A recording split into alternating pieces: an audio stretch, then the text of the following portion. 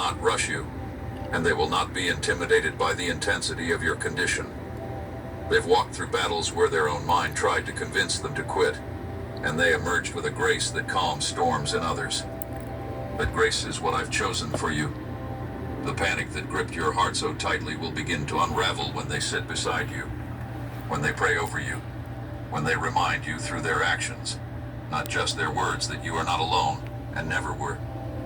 Fear thrives in isolation, but their presence will reintroduce connection. You'll begin to believe again. You'll feel the tension in your shoulders drop. Your breathing will change. Your thoughts will stop racing.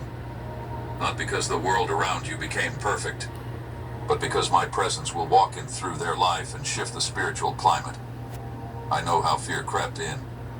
I know how it disguised itself as logic, how it pretended to protect you while actually paralyzing you. But this is where that ends. I'm not just casting fear out, I'm replacing it with peace, with courage, with connection. You don't have to figure it out alone anymore.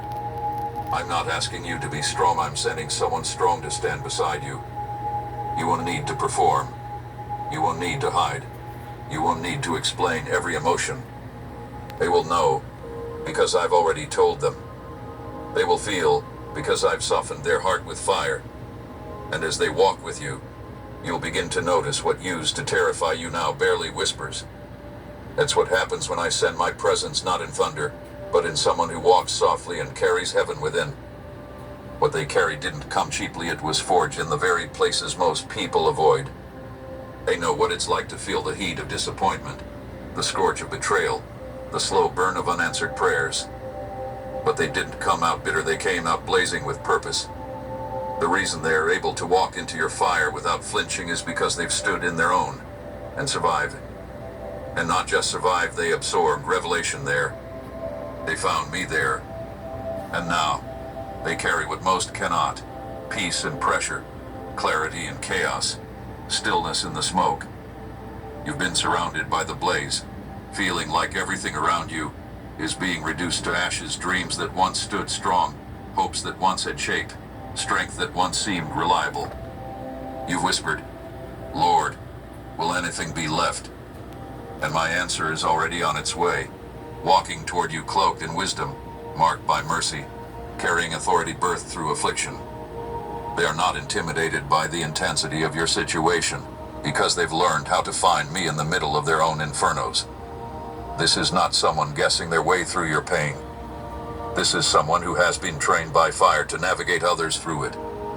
They will not lecture you from the sidelines. They will step into the furnace beside you and remind you that there's another figure in the fire.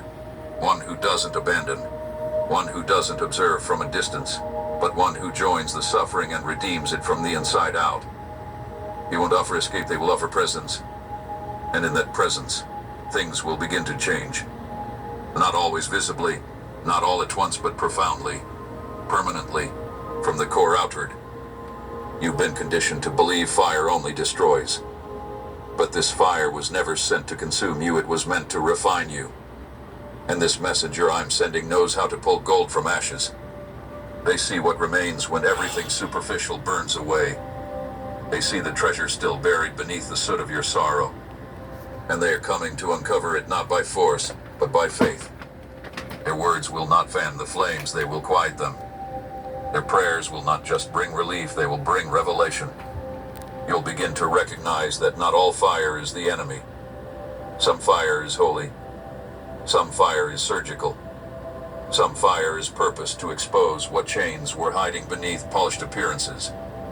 And this what you've been walking through isn't the end of your story. It's the ignition of your becoming. The one I'm sending carries oil to anoint the places that have been burned raw. They won't avoid your wounds, they'll honor them.